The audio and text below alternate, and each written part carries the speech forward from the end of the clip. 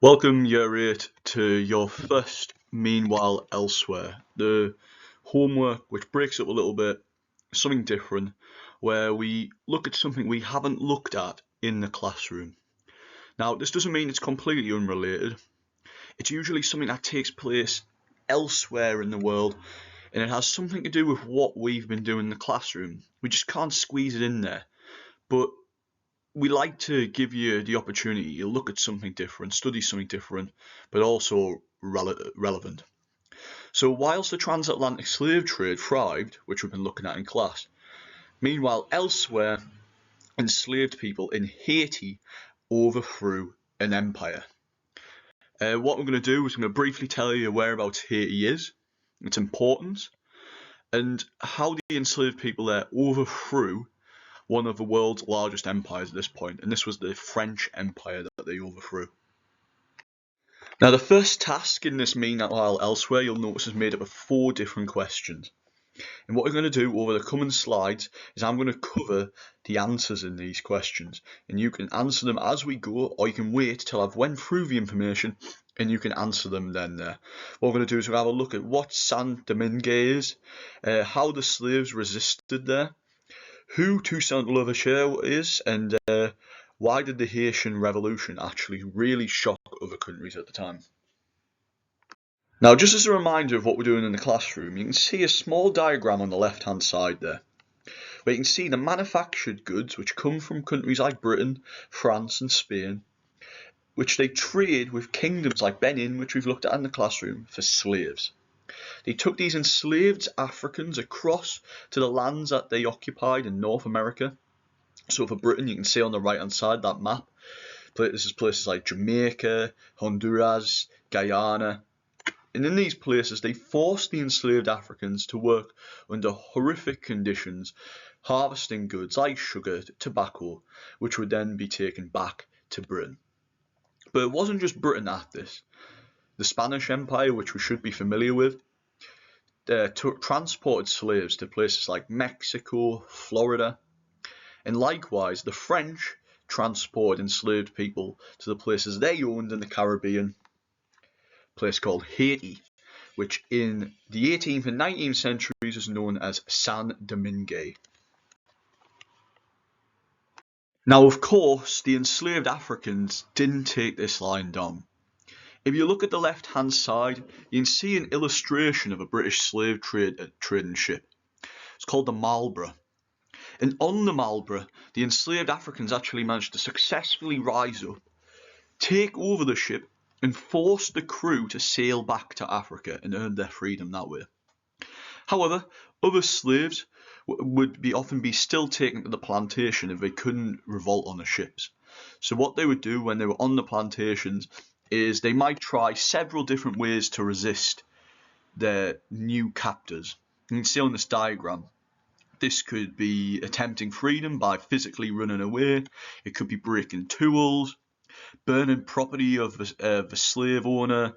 It could be making music which had lyrics in that could be controversial or could be seen to criticise the countries like Britain and France and Spain.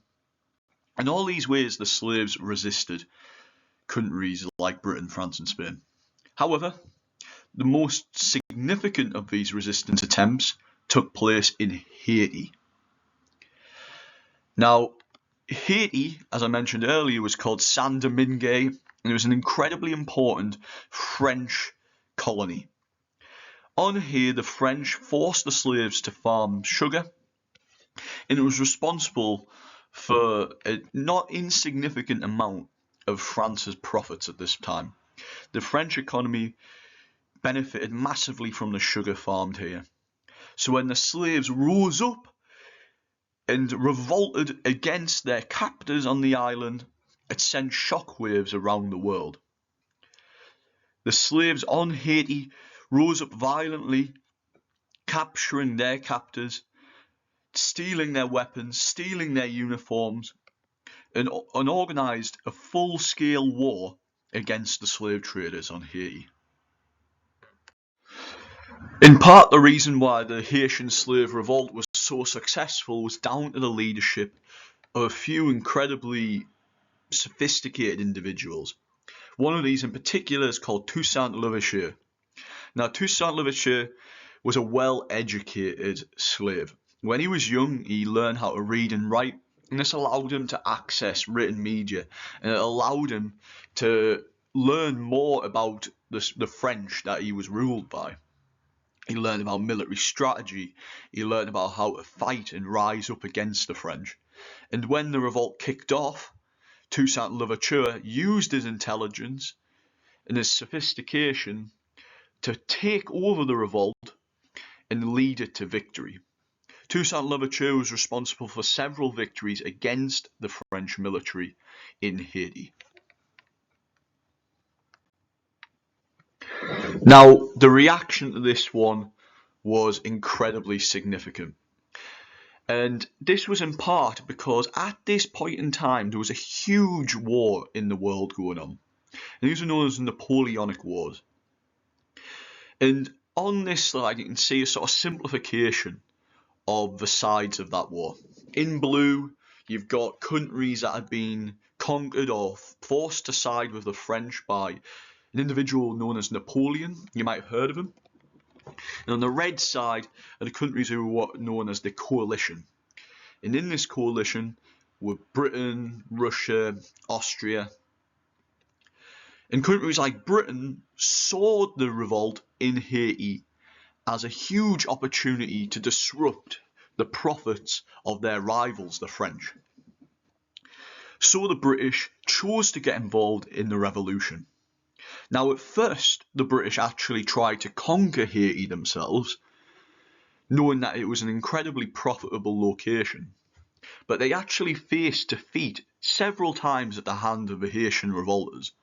So eventually, the British switched sides and took sides with the Haitian slaves against the French. Whilst the British were involved in Haiti, they spent £4 million, and that is in 18th century money, so we're talking almost billions in today's money, to fight this war in Haiti. So this just shows how significant the revolt in Haiti was. Eventually, the Haitian slaves managed to successfully kick the French out. And this was a small part because of the fact that the French were involved in a large-scale war in Europe, but also a large part to the leadership of individuals like Toussaint Louverture. Now, using the information from what I've told you, answer the 4 questions. What was in Saint-Domingue? Why was it important? How did the slaves resist before the revolution? Who was Toussaint Louverture? And why did the Haitian Revolution shock other countries? Now, what you can do is you can rewind me or you can pause me now to help answer these questions yourself.